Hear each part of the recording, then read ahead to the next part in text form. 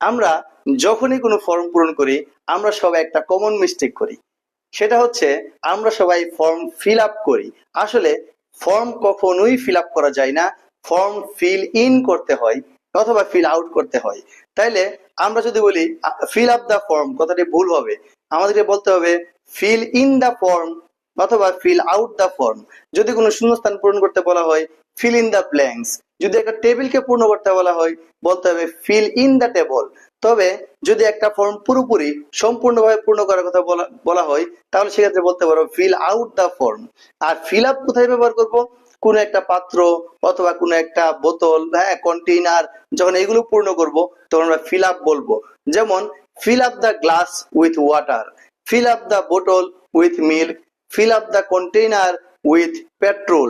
আমরা তখন fill up ব্যবহার করব। কিন্তু আমরা যখন কোনো কিছু ফর্ম পূরণ করব, কোনো তথ্য দিয়ে বা কোনো টেবিল পূরণ করব, শূন্যস্থান পূরণ করব, তখন আমরা কিছুতেই আমরা ফিল আপ বলতে পারবো না। আমরা বলতে হবে fill in, fill in the form, fill in the blanks, fill in the table. এইভাবে আমরা ফিল ইন ব্যবহার করব।